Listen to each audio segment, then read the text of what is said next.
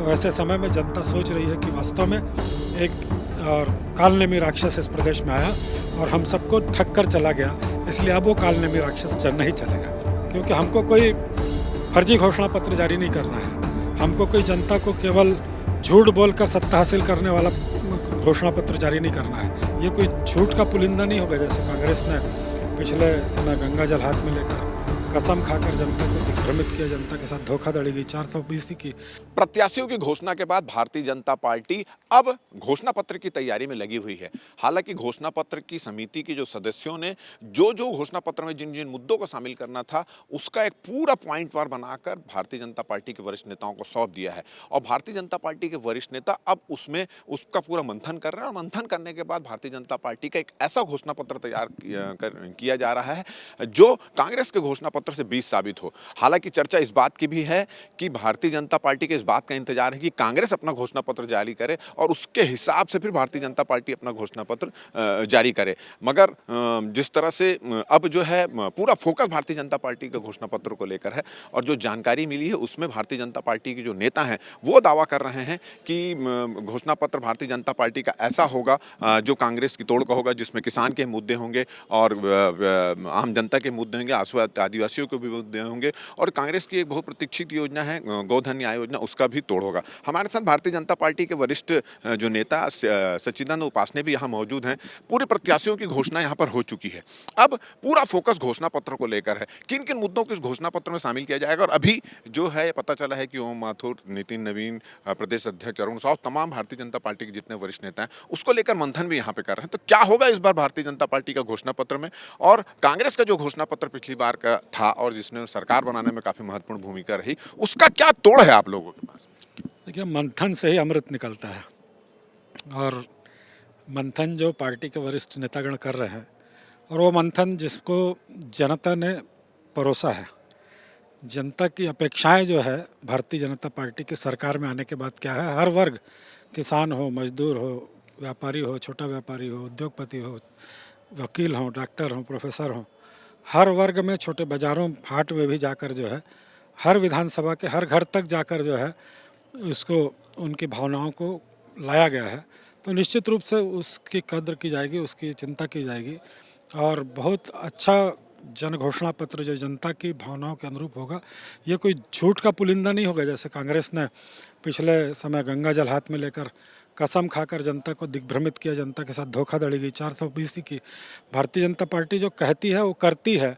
इस बात का साक्षात प्रमाण है कि अटल जी यदि कहते हैं छत्तीसगढ़ के सप्रे स्कूल के मैदान में कि मैं छत्तीसगढ़ राज्य का निर्माण करूंगा, तो छत्तीसगढ़ राज्य का निर्माण करते हैं। ये भी चर्चा इस बात की है कि आप लोगों के इंतजार इस बात का है कि कांग्रेस का घोषणा पत्र आ जाए, उसके हिसाब से फिर आप अपना घोषणा पत्र जारी करेंगे, शायद इसी वजह से लेट हो रहा है। नहीं, ऐसी कोई नहीं है। आपने स्वयं कहा कि मंथन चल रहा है, मंथन की प्रक्रिया चल रही है। जैसे ही, क्योंकि हमको कोई फर्जी घोषणा पत्र जारी नहीं करना है, हमको कोई जनता को केवल झूठ बोलकर सत्ता हासिल करने वाला घोषणा पत्र जारी नहीं करना है। हमको धरातल पर वही जो जैसा माननीय मोदी जी की सोच है, सबका साथ, सबका विकास, सबका विश्वास, उसका पुट जो है इसमें भी रहेगा। और मैं निश्चित रूप से मानता हूं कि एक अच्छा जन घोषणा पत्र जो है भारतीय जनता पार्टी लाने वाली है। ये बताइए कि किसानों को लेकर पिछली बार जो भारतीय कांग्रेस ने जो वादा किया था 25 रुपये में धान खरीदेंगे, कर्जा माफ करेंगे, इस बार भी उन्होंने घोषणा कर दी कि हम किसानों को कर्जा माफ करेंगे। इसके अलावा गोधन न्याय योजना उन्होंने शुरू की, आत्माराम स्कूल उन्होंने शुरू की। इन सब जो कांग्रेस की जो योजनाएं जिसको जनता पसंद भी कर रही है, उसका क्या तोड़ है आप लोगों के पास? देखिए, ये तो सब कोई नई बात नहीं की कांग्रेस ने, जो पुरानी बातें हैं उसी को जनता के सामने रखा है। और उस समय वे सरकार में थे, इसलिए विज्ञापनों का दौर जिस प्रकार से चला, लोगों को झूठ बोलने का दौर जिस प्रकार से चला, लेकिन धरातल पर उसका लाभ जितना मिलना चाहिए था, चाहे गोधन न्याय योजना हो, भ्रष्टाचार की बलि चढ़ गया। जो आपका किसानों के लिए योजना थी वो भ्रष्टाचार की बलि चढ़ गई, खाद वाली योजना थी वो भ्रष्टाचार की बलि चढ़ गई। इस प्रकार हर योजना में कहीं ना कहीं भ्रष्टाचार जो है, आज जनता जब उसको सोच रही है गंभीरता से, दुल्ला दुल्ला जब तक हो रहा था तब तक जनता के मन में भाव था, लेकिन आज जब शांति का दौर है, विज्ञापनों से चेहरे हट गए हैं, तो ऐसे समय में जनता सोच रही है कि वास्तव में एक और कालनेमी राक्षस इस प्रदेश में आया और हम सबको ठग कर चला गया, इसलिए अब वो कालनेमी राक्षस नहीं चलेगा। तो आपने सुना कि वरिष्ठ नेता हैं भारतीय जनता पार्टी के, उनका कहना है कि भारतीय जनता पार्टी का घोषणा पत्र ऐसा होगा जो घोषणा करेंगे उसको हम पूरा करेंगे, जनता को छलने वाला घोषणा पत्र नहीं होगा, योजनाओं के जरिए घोटाले और भ्रष्टाचार करने वाला घोषणा पत्र नहीं होगा।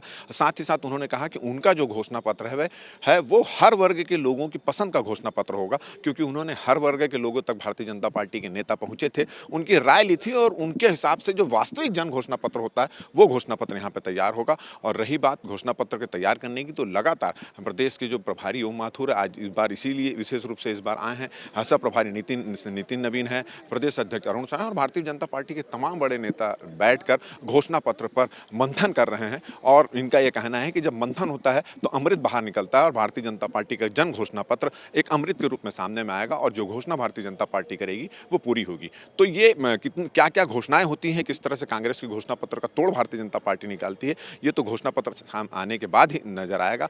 मगर हमारा ये वीडियो आपको कैसा लगा? अगर अच्छा लगा तो आप इसको ज़्यादा से ज़्यादा शेयर करें, सब्सक्राइब करें, अपने सुझाव हमको जरूर भेजें। और आप देखते रहें IBC24 का यूट्यूब चैनल खबर बेबाक और खबर मैदानी। और मुझे और मेरे कैमरामैन किशोर को दे इजाज़त। नमस्कार।